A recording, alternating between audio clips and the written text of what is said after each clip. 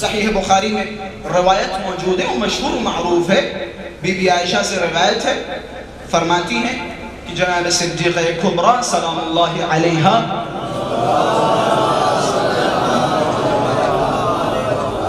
بس تھوڑی سی توجہات کا طالب ہوں، بی بی عائشہ فرماتی ہیں کہ جناب صدیقہ طاہرہ سلام اللہ علیہا دربار میں تشریف لائی اور اپنے حق کا مطالبہ کیا، حق کا مطالبہ کیا۔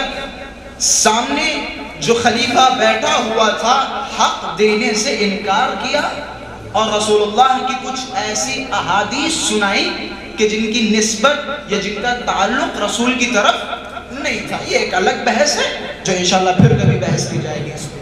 فی الحال لفظ موجود ہے صحیح بخاری میں فوجدت فاطمہ علی ابی بکر، لفظ ہے کہ جناب فاطمہ صدیقہ سلام اللہ علیہا خلیفہ اول پہ غضبناک ہوئی۔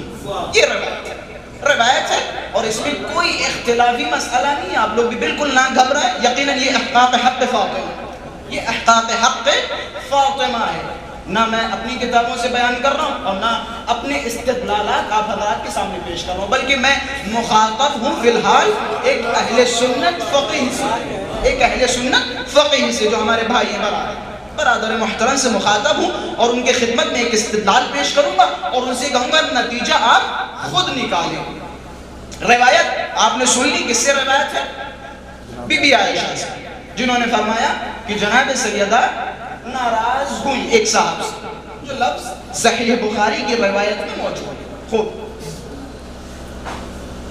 ہم اب ایک صغرا بنائیں گے، ایک کبرا بنائیں گے، پھر نتیجہ۔ ہمارے اس قضیہ قیاس کی صغرا کیا ہے؟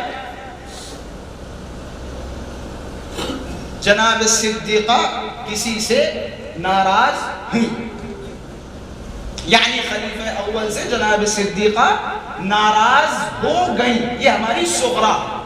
اب آئیے کبرا کی طرف، سمجھ میں یہ آتا ہے کہ صغرا سنت ہے، صغرا ہماری سنت ہے۔ فاطمہ بضعۃ منی، فاطمہ میرا جگر ہے، جس نے فاطمہ کو ناراض کیا اس نے خدا کو ناراض کیا۔ یہ تو ثابت ہو گیا کہ کسی نے فاطمہ کو ناراض کیا، اب اسی کا نتیجہ ہو گیا صغرا، یعنی کسی نے فاطمہ کو ناراض کیا۔ یہ کبرا صغرا ہماری کیا ہو گئی؟ سنت، حدیث نبوی، فاطمہ بضعۃ منی۔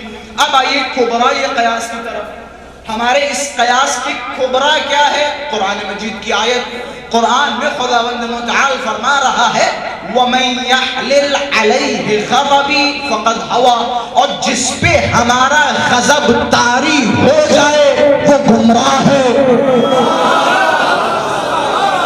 میں نتیجہ آپ حضرات کی خدمت میں، فقہ استدلال ہے۔ صغرا، رسول اللہ نے فرمایا فاطمہ میرا بارے تن ہے، میرا جگر ہے، میرا گوشہ ہے، جس نے فاطمہ کو ناراض کیا اس نے خدا کو ناراض کیا۔ یہ ہماری صغرا۔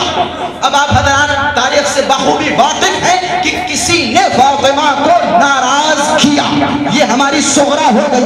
کبرا کیا ہے؟ خدا نے کیا فرمایا؟ اور جس پہ ہمارا غضب حلول کر جائے وہ گمراہ ہے۔ اب نتیجہ آپ نکالیں، تاریخ میں ہے کون گمراہ؟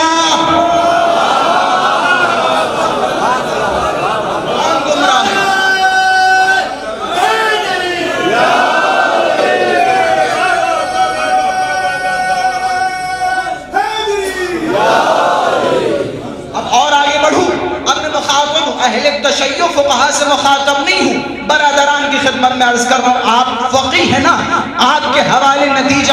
اب آپ یا تو صغرا کے منکر ہو جائیں اور کہہ دیں کہ ہمیں صحیح بخاری سے کوئی مطلب نہیں، یا اس روایت سے ہمیں کوئی مطلب نہیں، اس حدیث سے ہمیں کوئی مطلب نہیں، تو یقیناً آپ نے بخاری اور مسلم کا فاتحہ پڑھ دیا۔ اگر آپ نے یہ کہہ دیا کہ بھائی ہمیں اس حدیث سے کوئی مطلب نہیں ہے، ہمیں اس حدیث سے کوئی تعلق نہیں ہے، تو گویا آپ نے بخاری کا فاتحہ پڑھ دیا۔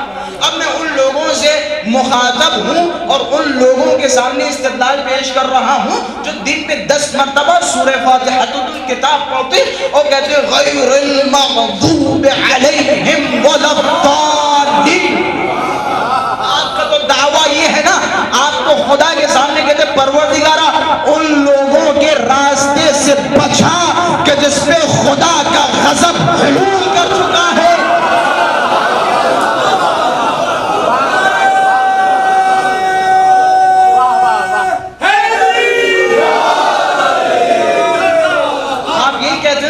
لوگوں کے راستے سے بچا کہ جن پہ خدا کا غضب حلول کر چکا ہے۔ اب یا تو آپ سنت کے منکر ہو جائیں، اگر آپ نے سنت کا انکار کیا، فاطمۃ بضعۃ منی کا انکار کیا، تو گویا آپ نے صحیح بخاری اور مسلم بھی اہانت کی ہے، ان کا فاتحہ پڑھ دیا۔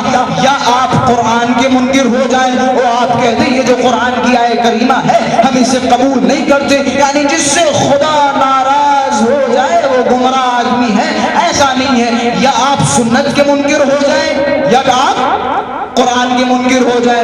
یا تیسرا راستہ اور ہے، تیسرا راستہ یہ ہے کہ سنت کے بھی دامن کو تھام لیں اور قرآن کے بھی دامن کو تھام لیں اور بے وقوف کی باتوں کو بے وقوفانہ باتیں کہہ کے آگے بڑھ جائیں۔